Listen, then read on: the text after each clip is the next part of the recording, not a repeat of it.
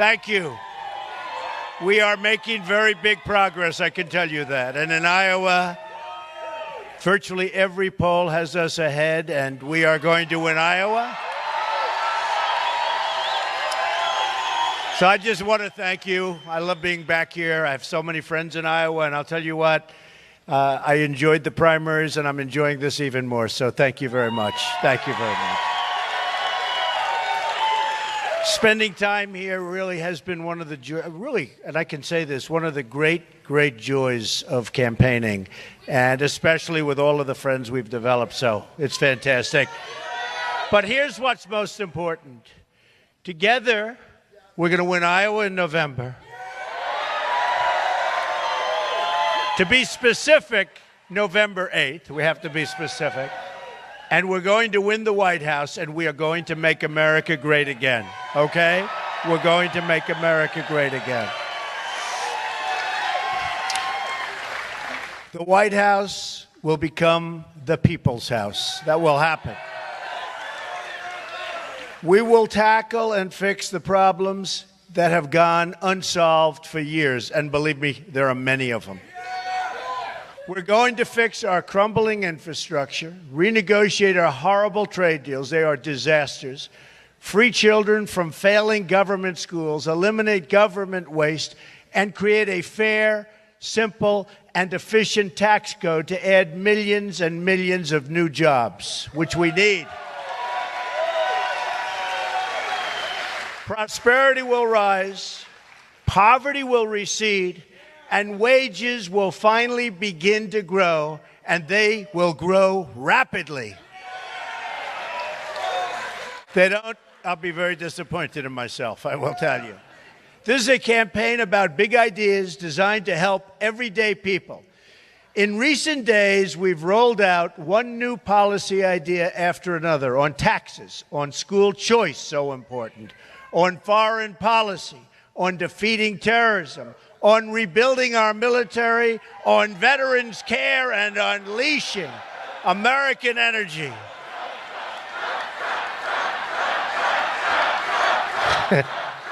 Oh, we're having a good time. We're having a good time. Go ahead. Go ahead. There's always one.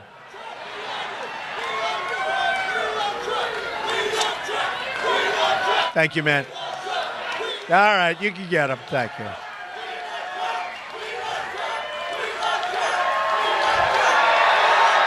Thank you.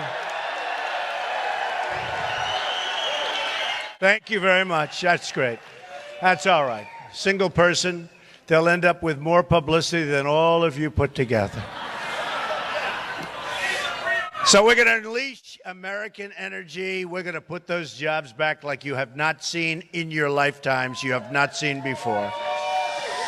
By contrast, Hillary Clinton is running a policy-free campaign. She offers no ideas, no solutions, and only hatred and derision. It's true, you saw that.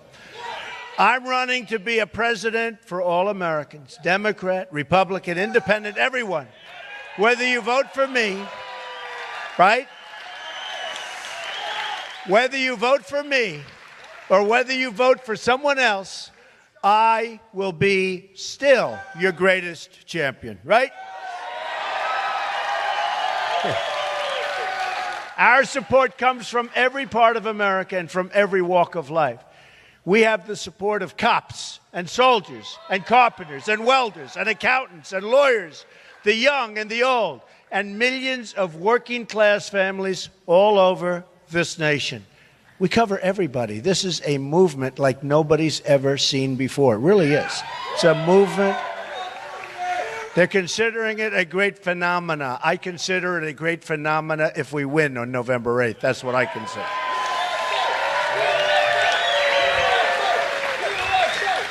While my opponent slanders you as deplorable and irredeemable, I call you hardworking American patriots who love your country and want a better future for all of our people. Her comments displayed the same sense of arrogance and entitlement that led her to violate federal law as Secretary of State, hide and delete her emails. I mean, think 33,000 emails, and that's just one batch. It's a lot of wedding talk. It's a lot of wedding talk. Put classified information in the reach of our enemies, lie to Congress, and sell government favors and access through the Clinton Foundation. It's this attitude of arrogance that explains why Hillary Clinton made 13 phones disappear, including with a hammer,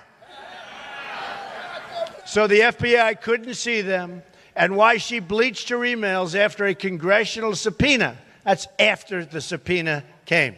This isn't before. That's after the subpoena came. Now the people who destroyed the emails are all pleading the Fifth Amendment in front of Congress today. Have you seen what's going on in front of Congress? Fifth Amendment, Fifth Amendment, Fifth Amendment. Horrible. Horrible. And will anything happen? That's going to be the question. We'll find out. Anyone watching today's hearing in Congress knows that Hillary Clinton's actions are far more corrupt than we ever imagined. It's happened today. This is far bigger and a far bigger scandal than Watergate ever was. But with Watergate, we had justice. We had a Justice Department that went after the people. Here's something that just nobody's ever seen anything like this, folks. What we're witnessing is a first. We've never, ever seen anything like this. This is a scandal that threatens national security and that involves a multi-million-dollar pay-for-play scheme between the Secretary of State and her foundation. Whether it's her emails, her disasters in Iraq, Libya, and Syria, or her failures on the economy, of which it's been disastrous, Hillary Clinton lacks the judgment, temperament, and moral character to lead this country. She does. You know it. Everybody knows it. Everybody knows it. Everybody knows it. In the words of a Secret Service agent posted outside her office, she simply lacks the integrity and the temperament to serve in the office. From the bottom of my soul, he said, I know this to be true. The policies of Hillary Clinton have produced death, destruction. Overseas, it's been disastrous. No matter where you look, everything she's touched has been a disaster and produced only failing schools, rising crime, job loss, shrinking incomes, and tragic poverty at home. You want 4 more years of it? Had a feeling you might say that.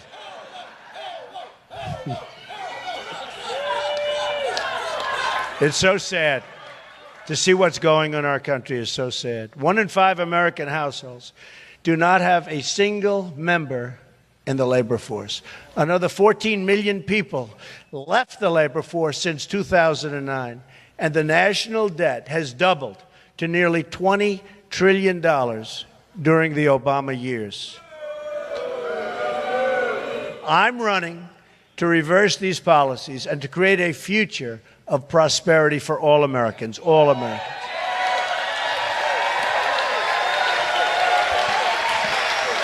That includes, you'll be happy to hear this, our family farms right here in Iowa. Family farms. The farmers are being left out in the cold. Family farms are the backbone of this country. We are going to end the EPA intrusion into your family homes and your family farms. We are going to protect the renewable fuel standard, corn-based ethanol, eliminate job-killing regulations like the Waters of the U.S. rule, and provide desperately needed tax relief. Our plan lowers the tax rate on family farms down to 15% from 35%. And you watch your farms grow, you watch businesses all over the country grow, you watch jobs come back. It'll be a beautiful thing. And remember this, the double taxation of family farms at death. You want to leave your farms to your children? It's a disaster because it doesn't happen. So helping to ensure that the family farm, we have to make and we have to continue the tradition in Iowa. We want it to continue to thrive with your family. And you'll be looking down at your family and you'll be proud, okay? So we're going to take care of that. My economic agenda can be summed up in 3 words: jobs, jobs, jobs. That means we're going to negotiate trade deals to protect our farmers, help them export their goods and make money doing it, because the way it is now, it's impossible, and grow family farming in America. We're going to grow the farms. My first day in office, I'm also going to order a review of every single regulation issued over the last 10 years. All needless, job-killing regulations will be canceled. Millions and millions of new jobs will come pouring into our country. We're going to lift the restrictions on American energy, which means lower electricity prices for our farmers and 500,000 jobs a year at least, probably a number much higher than that. And that will just be the beginning. Also, on my first day, I'm going to ask Congress to send me a bill to immediately repeal and replace disastrous Obamacare.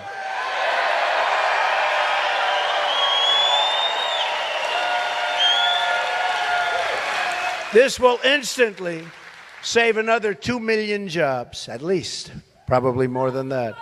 By the way, remember Jonathan Gruber. Anybody remember that name? People forgot a long time ago, but some people remember. I see that. Jonathan Gruber was the architect of Obamacare. And he said, remember, they got him, I guess, on a cell phone or somehow, but they got him. He said the lack of transparency was essential to passing the legislation. And then he talked about, like, and I quote, the stupidity of the American voter having to do with Obamacare. The stupidity, an exact quote, the stupidity of the American voter. And this is what we get. This is the hateful attitude of insiders like Mr. Gruber and Hillary Clinton. And the voters have had enough of this. On November 8th, we're taking back our country. November 8th. Another major reform is going to be school choice. And by the way, we're getting rid of Common Core. We're bringing it local. Bringing it local. Totally getting rid of Common Core. Common Core is a disaster. All you have to do is look at the rankings of schools and see that we pay the most per pupil. Not even close. And we're down on the bottom of the list. So can't do that. It's going to be a lot of changes, really good changes. I've outlined a plan to provide every disadvantaged child in America the freedom to choose the public, private, magnet, religious school of his or her choice. This will help lift millions of poor African American and Hispanic children out of poverty. The poverty is beyond belief. You don't think of it with this country. The poverty is beyond belief. It's time to break up the failed democratic control over our inner cities and provide real hope and opportunity to every single community in this nation. We have to bring everybody with us, everybody. Our policies on taxes, trade, regulations, and education will grow incomes, boost jobs, and reduce poverty for our African American and Hispanic communities. We have to do it. We have to bring these communities into a great system, and we have to bring these communities back. We have to do it. We need a new civil rights agenda for our time, one that promises safe neighborhoods, great education, and a secure job. Nearly 4 in 10 African American children live in poverty, including 45% of African American children under the age of 6. 45%. 58% of African American youth are not working.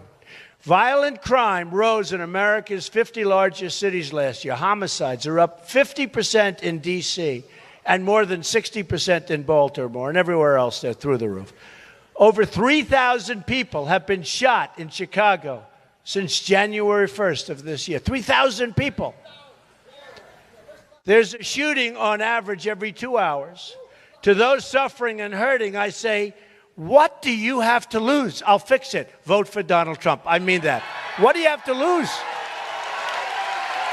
It can't get any worse. And I say this to the African American community. It can't get any worse. It can't get any worse. 40% poverty, 58% can't get jobs, youth. It can't get any worse. I'll fix it. Remember that. And Hillary just wants your vote, and then she'll say, see you in 4 years. Okay? Bye-bye.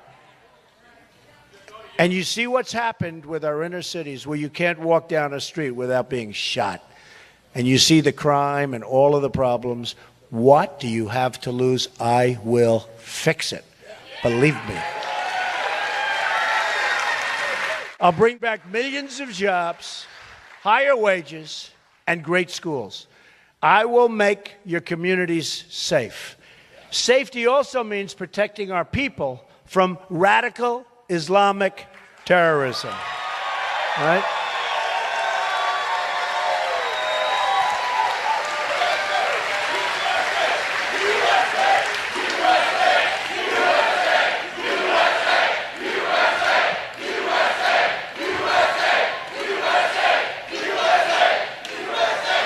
I hate even saying this, but this just happened.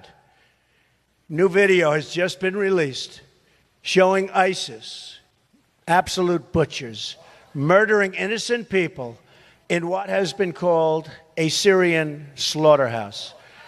The victims were dragged, then hung from meat hooks, and then their throats were slit. So we have no question. We've got to name the problem, which Hillary and as you know, President Obama, they won't do. We've got to name the problem, and we've got to solve the problem. We've got to solve the problem. This is an evil, sadistic, monstrous enemy, and we must keep these killers out of our country.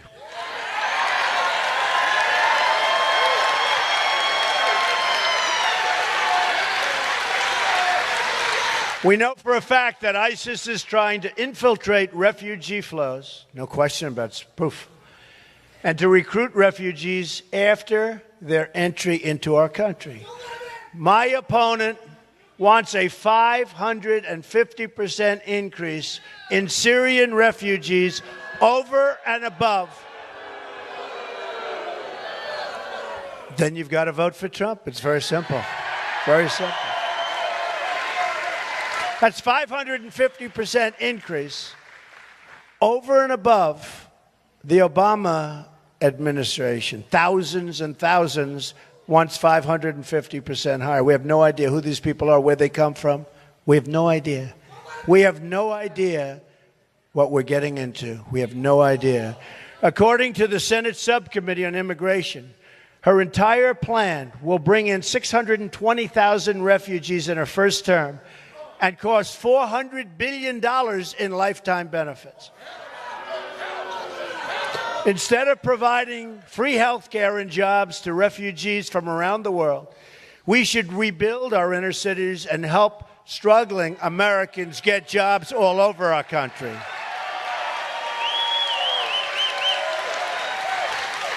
Now, we all have a heart. We all have a heart. And so I support totally construction of safe zones in the region. But we don't want to pay. We owe $20 trillion. 20 trillion. Nobody even knows what it means. 20 trillion. So what we're going to do is we're going to get the Gulf states to pay for it. We'll lead it. We'll get them to pay for it. They've got plenty of money. They just have nobody to ask them. You got to put up the money. Maybe tell them is a better statement. At the same time as we rebuild our military, we are going to get our allies to pay their fair share.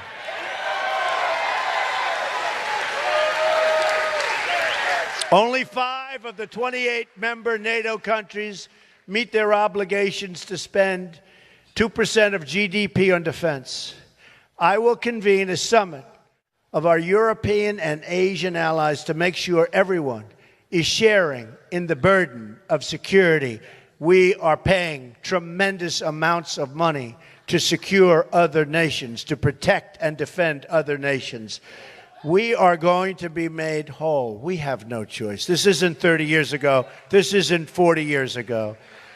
And I believe, properly asked, we'll be in a very good position, and they'll be very nice about it. Got to be properly asked. And we're going to then focus, and we have to focus on radical Islamic terrorism. We're going to be focused on it. In all things, it's time to put Americans first. We don't do that. And we have to start taking care of each other, which we're not doing. Tonight, I'm going to roll out a plan to help our mothers and our families get affordable, quality child care for their children. And my daughter, Ivanka, is going to be involved. She is the one that has been pushing for it so hard. Daddy, we have to do this. And it's true. She's very smart, and she's right. On policy after policy, we're going to provide opportunity, prosperity, and security for all Americans, which we don't have now at all. I'm going to lower your taxes. I'm going to get rid of massive amounts of unnecessary regulations on business and in your life. We're going to, as I said, repeal and replace Obamacare. I'm going to appoint justices of the United States Supreme Court who will follow the Constitution.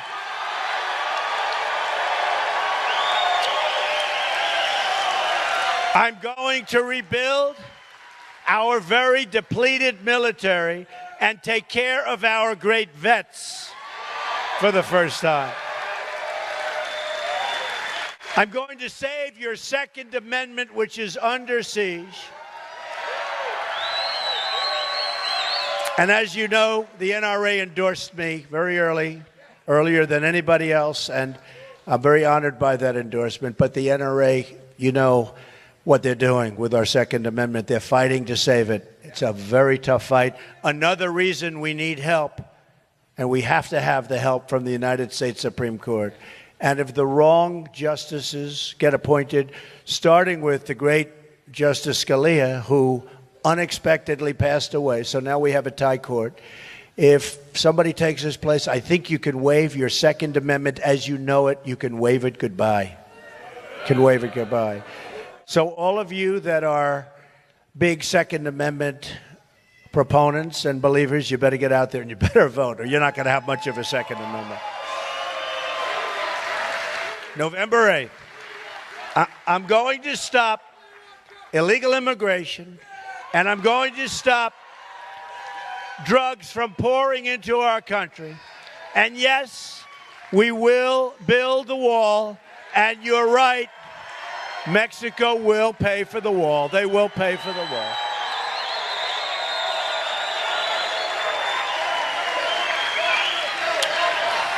We will build the wall, folks. We've got to stop the drugs from pouring in. We've got to build the wall. The endorsement of all of the Border Patrol agents, first time they've ever done that. They're endorsing a presidential candidate. They said, Mr. Trump, the wall is so necessary. It's a tool for them, another tool, but one of the most important ones. But they said to me, the wall is so important. And when I look at the drugs that pour in, they're poisoning our youth. You look at New Hampshire, you look at Pennsylvania, you look at Ohio, you look at all the states. One of the biggest things, and in some cases their single biggest problem, is the drug inflow, heroin. We're going to stop the drugs from poisoning our youth and plenty of other people. We will build the wall.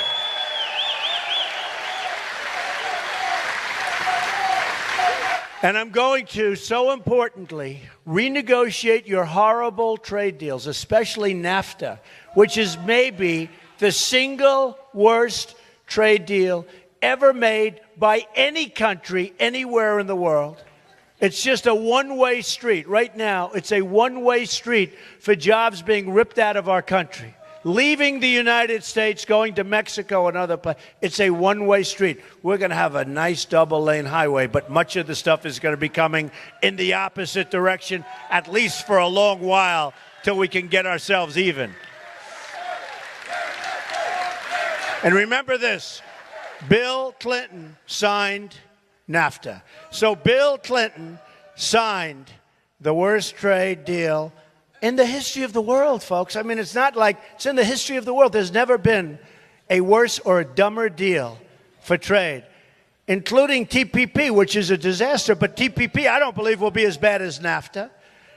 And as you know, Hillary Clinton totally wants to approve TPP. She said it's the gold standard. Then she heard a speech of mine, and she said, wow, I better say I'm going to reject it. But we all know that if she won, she would sign PP. As you know that, you know it. She'll sign the TPP. And if she signs it, it will be catastrophic for not only Iowa, for our country. So we can't let that happen. We can't let that happen. We, in negotiating deals, are going to do something very, very simple. We're going to put America, but we're going to put the American worker first. Very simple. It's very simple. It's a very simple thing. We don't think in terms of this country. It's almost like, I was thinking about it over the last couple of weeks in particular, it's almost like they want these other countries to do so well. I'm saying we are, because nobody can make deals that badly. But when you think about it, the reason they are bad is because of the donors, the special interests. In many cases, they own these countries that are leaving the country and ripping us, and we're going to stop it. And it's so easy to stop the globalists, and it's so easy to stop, and we're going to stop it. And I'll tell you another thing. Apple and our other major companies will start making their iPhones, their computers, and other products in the United States, not in China and not all over the world. Because we don't make things here like we used to anymore. We're going to start making things in our country. We're going to start having the jobs be jobs that are good for our country. We're going to rebuild our roads, our bridges, our tunnels, our highways, our airports, our schools, and our hospitals. American cars will travel the roads. American airplanes will soar the skies, and American ships will patrol the seas. We don't make ships. American steel will send new skyscrapers into the clouds, and American hands will rebuild this nation. And American energy, mined from American sources, will power our great nation.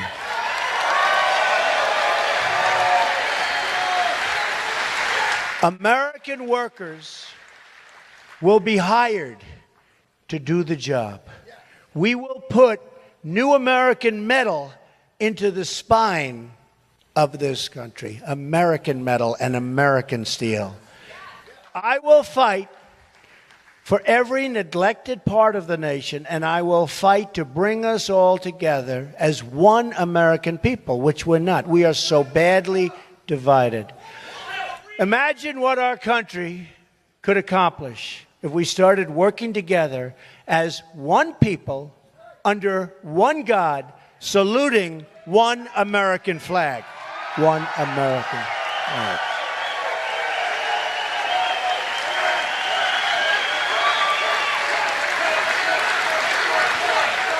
It's time to break with the bitter failures of the past and to embrace a new, inclusive, and prosperous, and I mean truly prosperous, American future. We could be better than we ever were. We can.